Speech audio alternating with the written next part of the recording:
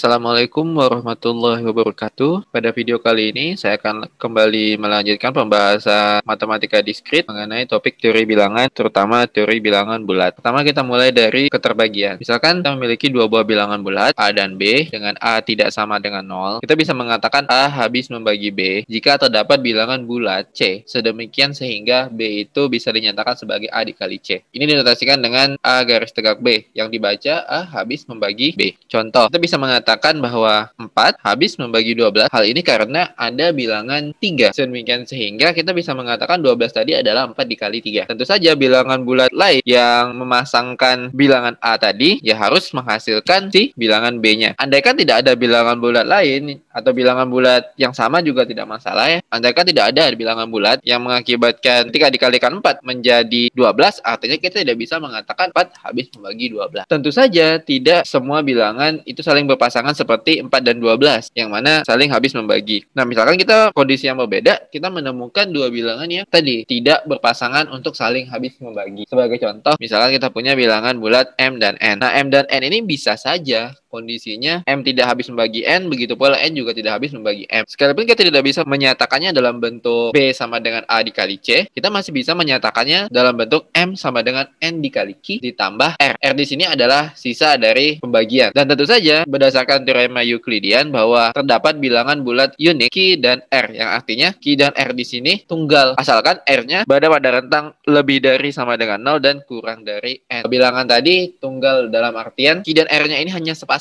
Hanya pasangan itulah yang akan mengakibatkan kalau dikalikan dengan N ditambahkan dengan R hasilnya menjadi M, itu hanya bilangan itu saja. Seperti tunggalnya si bilangan C tadi. Kalau misalkan kita punya 4 habis membagi 12, tentu Anda tidak bisa menemukan bilangan selain 3 yang dikalikan dengan 4 agar menghasilkan 12. Begitu pula di sini, kita tidak bisa menemukan bilangan lain selain si Q yang ketika dikalikan N, kemudian ditambahkan dengan R tadi yang akan menjadi M dengan catatan R-nya pada rentang lebih besar dari sama dengan 0 dan lebih kecil dari N. Sebagai contoh, sekarang kita punya sepasang bilangan bulat 2020 dan 12. 168 ini diperoleh dari 2020 dibagi 12. Kemudian dilakukan operasi plor atau dibulatkan ke bawah. Nah, yang mana 2020 dibagi 12 itu harusnya 168, kemudian kita bulatin ke bawah jadinya 168. Sehingga kita dapat 2020 adalah 168 dikali 12. Nah, tentu saja 168 dikali 12 ini belum mencapai 2020 karena tadi kita melakukan pembulatan ke bawah, sehingga kita masih perlu menambahkan suatu bilangan. Nah, kebetulan bilangannya adalah 4 agar ini ketika dikalikan ditambah 4 menjadi 2020. Atau misalkan kita punya bilangan yang lain, bilangannya adalah negatif 20 dan 7. Negatif 20 ketika dibagi 7 itu harusnya adalah negatif 2,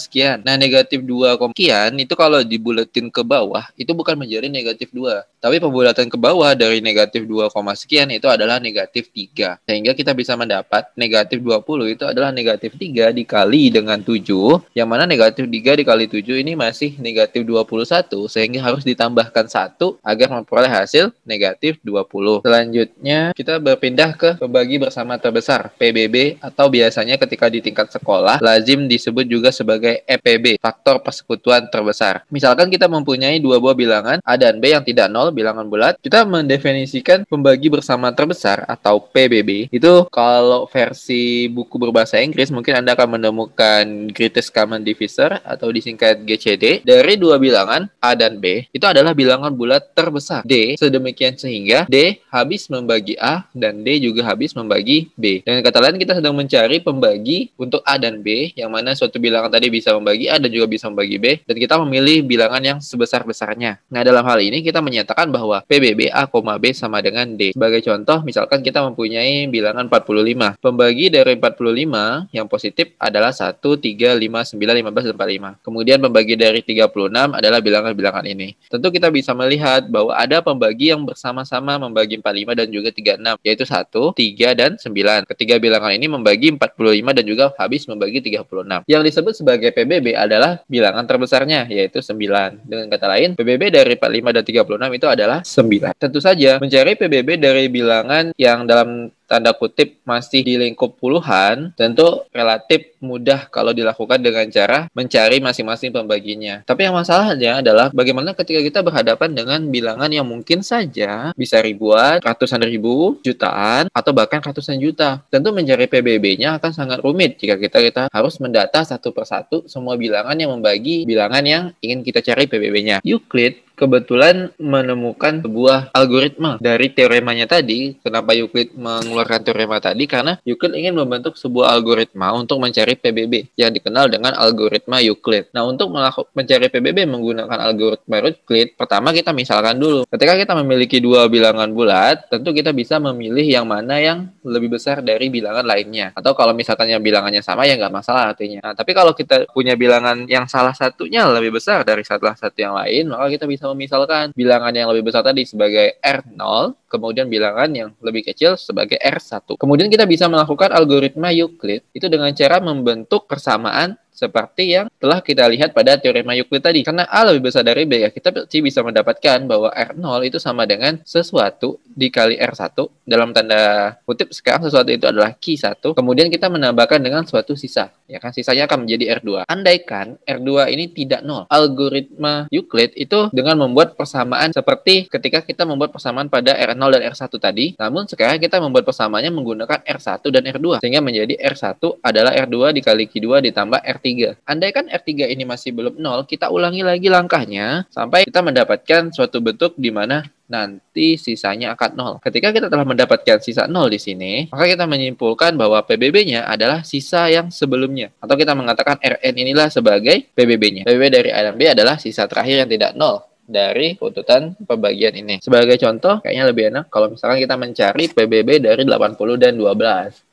Ya, Anda bisa mencoba sendiri mencari apa aja bilangan yang membagi 80 dan apa aja bilangan yang membagi 12. Tentu itu masih bisa dilakukan dalam lingkup yang sederhana. Yang saja di sini saya akan mencontohkan bagaimana mencari PBB-nya menggunakan algoritma Euclid. Kita bisa mengatakan 80 itu sebagai sesuatu dikali 12 ditambah sesuatu yang lain. Di sini kita mau mencari berapa sih yang dikalikan 12 mendekati 80. Jawabannya adalah 6. Kemudian 6 dikali 12 baru 72, maka kita tambahkan 8 agar menjadi 80. Nah, karena di sini 8 bukanlah 0, maka kita ulangi lagi algoritmanya dengan menggunakan bilangan 12 dan 8. Menggunakan bilangan 12 dan 8 kita dapatkan 12 adalah 1 dikali 8 ditambah 4. Nah, karena 4 di sini bukanlah 0, maka kita ulangi lagi algoritmanya dengan menggunakan bilangan 8 dan juga 4. Selanjutnya kita dapatkan 8 itu adalah 2 dikali 4 ditambah 0. Nah, dengan demikian kita mengetahui bahwa 4 ini adalah PBB dari 80 dan 12. Nah, tentu semakin besar bilangannya, maka kemungkinan besar algoritmanya juga semakin banyak iterasinya. Ya, tapi Anda tidak perlu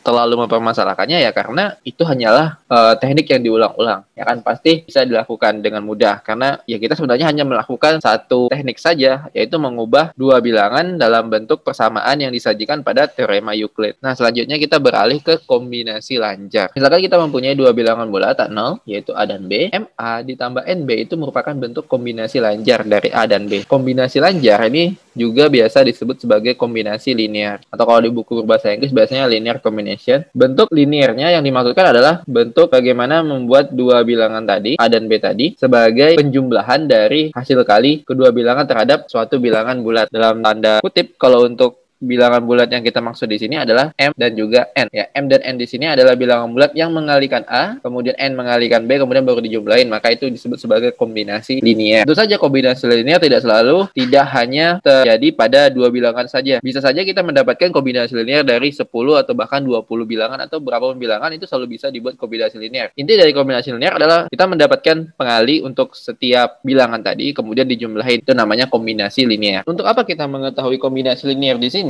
Karena kita mempunyai suatu sifat bahwa, atau di sini disebut juga sebagai teorema, bahwa ketika kita memiliki dua buah bilangan bulat positif, tentu dua buah bilangan bulat positif tadi pasti memiliki PBB. Seperti yang sudah kita lakukan tadi, mencari PBB bisa menggunakan algoritma Euclid. Ternyata yang unik adalah kombinasi lanjar dari dua bilangan bulat tadi bisa menjadi sama dengan PBB-nya. Misalkan kita memiliki dua bilangan bulat 6 dan 9, tentu kita bisa mendapatkan PBB-nya. Kalau misalkan kita melakukan kombinasi lanjar terhadap 6 dan 9 tadi, tadi kita mengalihkan sesuatu terhadap 6 dan mengalihkan sesuatu terhadap 9, kita pasti bisa mendapatkan hasil yang bernilai PBB-nya tadi. Itu adalah bunyi dari teorema kita sekarang. Seperti apa contohnya? Saya akan mencoba mencari. Kalau tadi kita udah tahu ya, PBB dari 80 dan 12 itu adalah 4. Tadinya bagaimana membentuk kombinasi lanjar dari 80 dan 12 sehingga nanti setelah sesuatu bilangan dikali 80, sesuatu bilangan dikali 12 itu dijumlahin hasilnya 4. Kombinasi lanjar dari 80 dan 12 kan tidak selalu bernilai 4 ya. Karena kombinasi lanjar itu sendiri kan sebenarnya hanya mengalihkan suatu bilangan ke 80, kemudian mengalihkan bilangan yang lain ke 12, kemudian dijumlahin. Yang artinya ya hasilnya bisa beragam, bisa banyak. Cuma kita pasti bisa mendapatkan yang hasilnya sama dengan 4. Nah, bagaimana cara mendapatkannya ya? Kita udah tahu PBB-nya 4 dan kemudian kita juga tadi udah tahu bahwa beginilah algoritmanya yang dilakukan oleh Euclid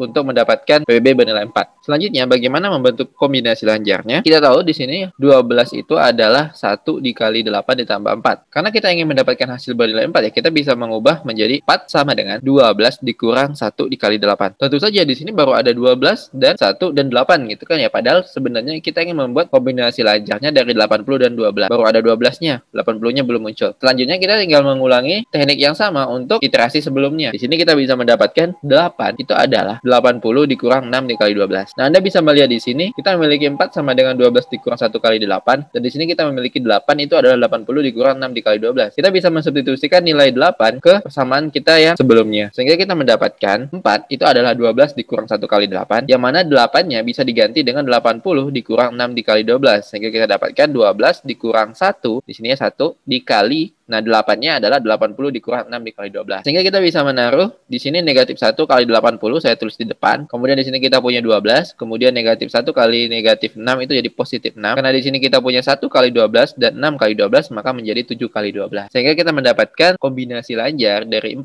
itu adalah 4 sama dengan negatif 1 kali 80 ditambah 7 dikali 12, yang merupakan kombinasi lanjar dari 80 dan 12. Nah, menemukan bilangan negatif 1 dan 7 inilah yang akan jadi permasalahan atau topik pembahasan kita. Bagaimana mendapatkan koefisien untuk mengalihkan dua bilangan kita dijumlahin agar hasilnya menjadi PBB. Selanjutnya kita punya dua bilangan yang dikatakan relatif prima. Dua bilangan dikatakan relatif prima itu jika PBB-nya bernilai 1. Perlu dipahami bahwa relatif prima bukan berarti kedua bilangannya prima atau bahkan tidak mensyaratkan bahwa harus ada salah satunya yang prima. Bisa saja kedua bilangan yang kita maksud ini tidak prima, hanya saja kedua bilangan kita itu relatif prima. Relatif prima ini mendefinisikan untuk dua bilangan, sedangkan bilangan prima itu merujuk pada suatu bilangan. Jadi kita tidak bisa mengatakan apakah bilangan 7 itu relatif prima, itu tidak bisa dilakukan karena kita tidak memasangkan 7 PBB-nya dengan apa. Tapi kalau misalnya kita ingin mengecek apakah 9 dan 8 itu relatif prima, itu artinya kita ingin mengecek apakah PBB 8 dan 9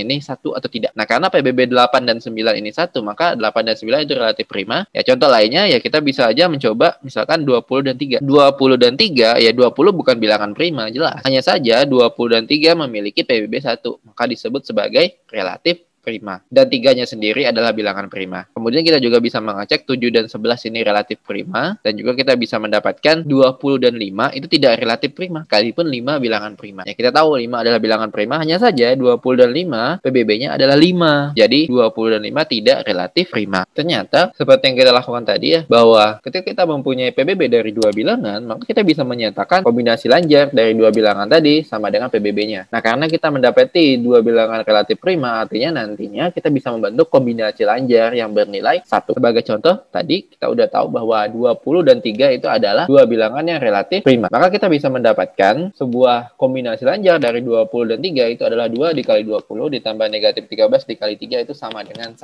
Artinya ada dong dua bilangan yang dikalikan dengan 20, kemudian bilangan kedua dikalikan 13 dijumlahkan menjadi sama dengan 1. Bagaimana menemukan 2 dan negatif 13? Ya, caranya sama seperti algoritma yang tadi kita lakukan untuk mendapati kombinasi lanjar yang sama dengan PBB, karena 1 ini sendiri adalah PBB dari dua bilangan yang relatif prima. Apa keuntungannya kita mengetahui bahwa dua bilangan relatif prima itu bisa dinyatakan dan dibentuk menjadi sama dengan 1? Keuntungannya adalah artinya kita bisa membuat sebuah akibat yang cukup penting dan juga cukup berpengaruh, bahwa ketika kita mendapatkan kombinasi lanjar yang bernilai 1, artinya kita selalu bisa mendapatkan kombinasi lanjar yang bernilai berapapun. Ketika kita mendapatkan kombinasi lanjar dari 20 dan 3 sama dengan 1, artinya tidak sulit untuk mendapatkan kombinasi lanjar yang bernilai sama dengan 2, sama dengan 3, sama dengan 4, atau sama dengan berapapun. Caranya ya gampang, hanya cukup mengalihkan bilangan yang kita inginkan. Misal, kita ingin mendapatkan kombinasi lanjar 20 dan 3 yang hasilnya sama dengan 15. Maka kita cukup kalikan 15 dengan 2 dan kalikan 15 dengan negatif 13. Maka itu akan langsung menjadi suatu kombinasi lanjar yang bernilai 15. Artinya mau berapapun bilangan yang kita inginkan, ketika kita berhadapan dengan dua bilangan yang saling relatif prima, maka kita selalu bisa membentuk kombinasi lanjarnya menjadi bilangan tersebut. Berbeda dengan bilangan yang tidak relatif prima, sebagai contoh tadi ya, kita menghadapi dua bilangan yang PBB-nya 4, maka kita tidak akan bisa mendapatkan kombinasi lanjarnya bernilai 1. Tapi kita bisa mendapatkan kombinasi lanjarnya bernilai kelipatan dari 4. Nah, artinya kita bisa aja membuat kombinasi lanjar yang bernilai kelipatan 4. Kalau di sini kelipatan 1, kebetulan kelipatan dari 1 itu